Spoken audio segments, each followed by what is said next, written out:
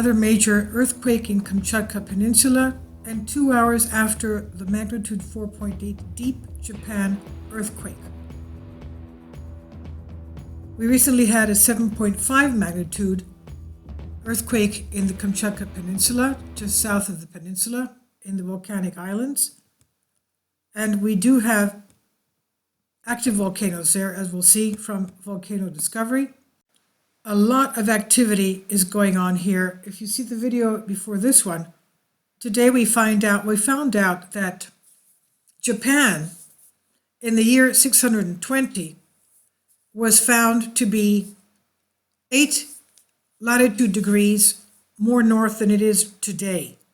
So in 1,400 years, Japan moved about 800 or so miles, 800, 900 miles southwest. That's a tremendous amount of movement in 1,400 years. You can imagine how much activity they had seen from back then. Much more than we're seeing now. It must have been devastating. But from what we find, there are 160 volcanoes on the Kamchatka Peninsula. 29 of them are still active. Most of them on the Kamchatka Peninsula. The 7.5 quake that we had a few days ago was on one of the islands just south of the Kamchatka Peninsula. Here we are. This is our 4.8 that we had. It was deep, 77 kilometers down at 3:55 UTC. And this was about 400 hours. And this one is about 618 minutes. So it's about 2 hours later. We had this 5.4, which was a lot more shallow. And this was the area of where we had our 7.5 around there, which was felt, it was felt even up to Yellowstone, let's put it that way. It was a big earthquake, 7.5. It shook even our area towards Yellowstone. That's what we saw from that shake map then. And this one here, 5.4, and our shaking. Of course, it's not as much, but they stop the block right there. But we can extrapolate them. They may have been coming up this way. These are active volcanoes here. And as we'll see, let's go to Wikipedia. Okay, this is it. Contains 160 volcanoes, 29 of them still active. Peninsula has a high density of volcanoes and volcanic phenomena, 29 of them actives being included in the UNESCO World Heritage List. And of course, most of them are on the Kamchatka Peninsula. And just to the east of that, we also have the Aleutian Islands right here. This is what we talked about before when we said that Japan was around here, around 35. The islands that are here at 25 were around 34, 33, 34. So you can see that this whole thing from the tip of the Japanese island moved 8 degrees down south. Japan was a lot more north. That's why they were able to see northern lights, auroras, back then, around 600 AD. They were able to see auroras because they were much further close to the Arctic. And now you can imagine what they went through, what they have seen as far as Earth changes. Devastating. So the Aleutian Islands, as we know, are all volcanic as well, right here. And this is today's quake. Okay. And these are the list of volcanoes from north to south.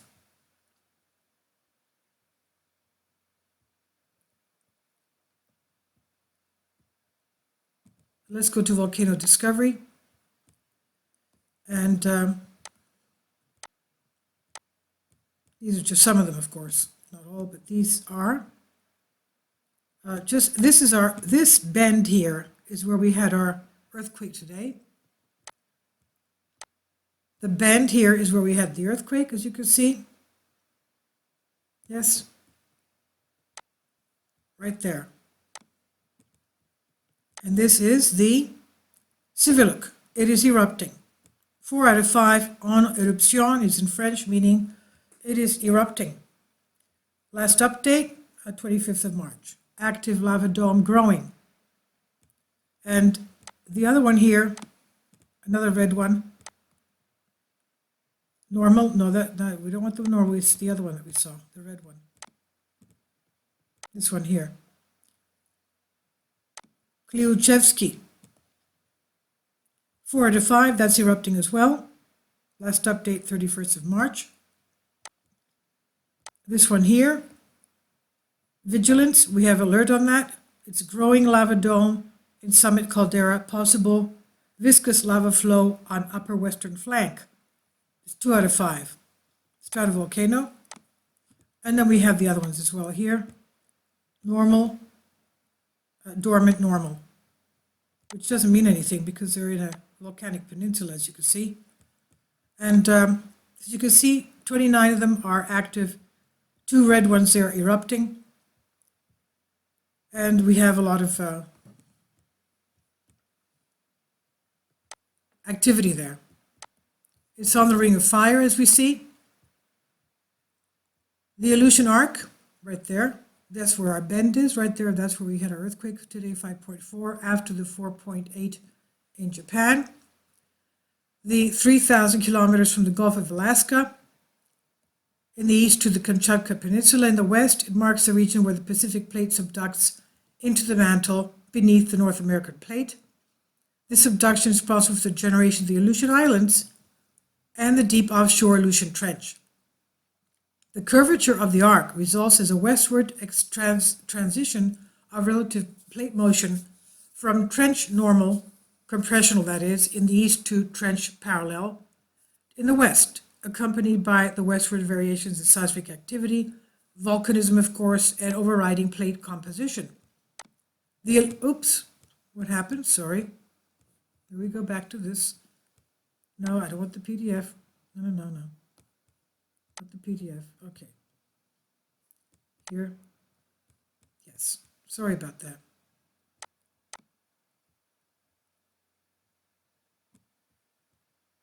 Relative to fixed North American plate, moving northeast at a rate that increases from 60 millimeters a year to 76 millimeters a year in the western turn. That's very fast. Very fast. The eastern Aleutian Arc extends from Alaska Peninsula in the east to Fox Islands in the west. The central Aleutian Arc extends from the Andreoff Islands in the east to Rat Island in the west. And here the motion is characterized by westward increasing oblique convergence Pacific plate subduction beneath thin oceanic lithosphere. And along this portion of the arc, the Wadati-Benioff zone is well defined in depth approximately 200 kilometers, and despite the obliquity of convergence, active volcanism and megathrust earthquakes are also present along this margin, of course. The western Aleutians stretch from the western end of the Rat Islands in the east to the Commander Islands in Russia in the west, tectonically different from the central eastern portions of the arc. And most of the seismicity along the Aleutian Arc results from thrust faulting occurring along the interface between Pacific and North American plate, extending from near the base of the trench to depths of 40 to 60 kilometers. Slip along this interface is responsible for generating devastating earthquakes. Deformation also occurs with subsequent subducting slab in the form of intermediate depth earthquakes that can reach depths of 250 kilometers. Normally, we know that the Earth crust is up to 100 kilometers, so this is much deeper than that. Normal faulting events occur on the outer rise region of the Aleutian Arc, resulting from the bending of the oceanic Pacific plate as it enters the Aleutian Trench. Now, the Aleutian Arc is a seismically active region, evidenced many moderate to large earthquakes occurring every year. Since 1900, this region has hosted 12 large earthquakes over 7.5 magnitude, including the May 7, 1986 8 magnitude Andrianoff Island, June 10, 1996, 7.9 Andrianoff Island, November 7, 2003, 7.8 Rat Island earthquake. 6 of the greatest earthquakes, 8.3 or larger, have occurred along the Aleutian Arc that together have ruptured almost the entire shallow megathrust contact.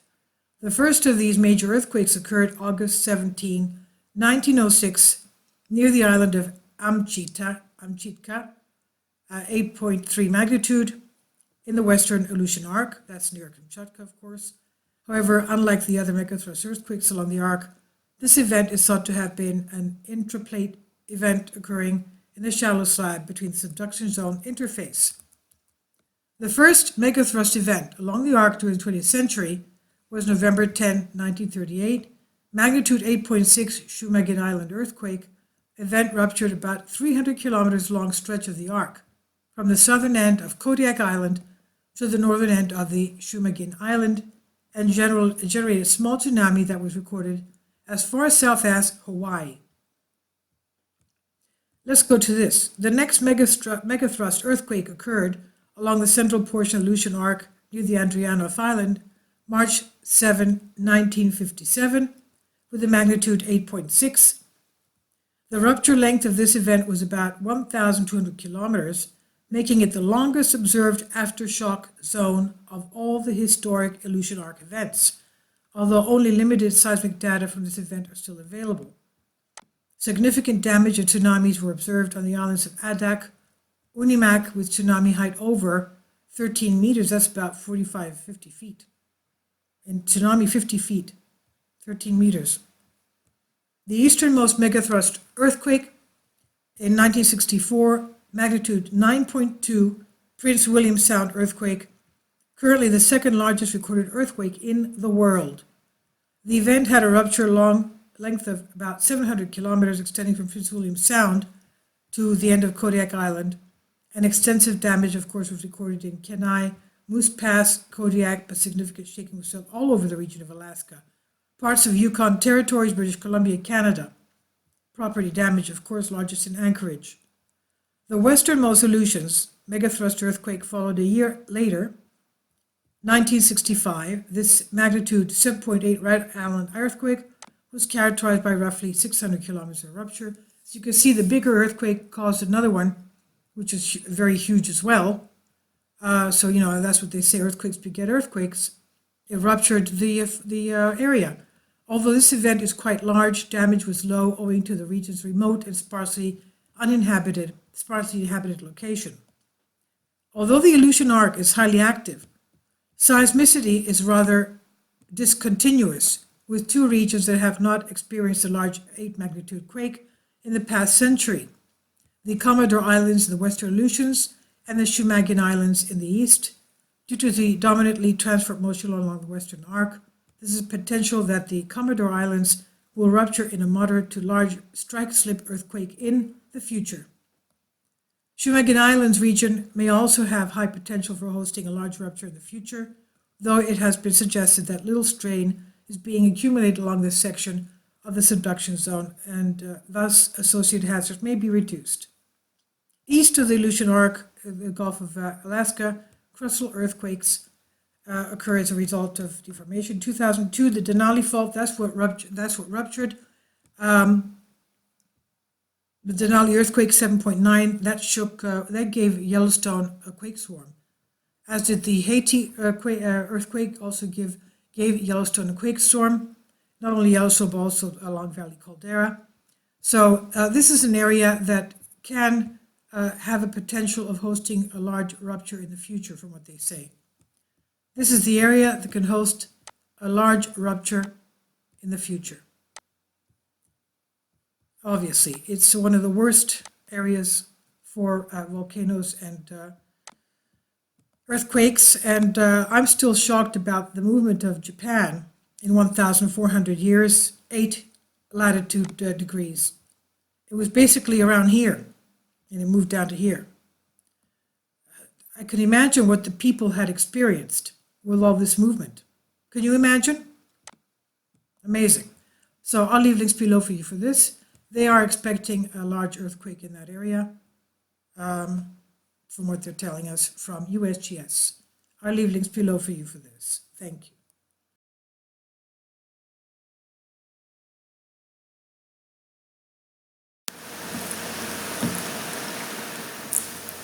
If you'd like to join me on my Patreon account, you will hear content not covered by mainstream media.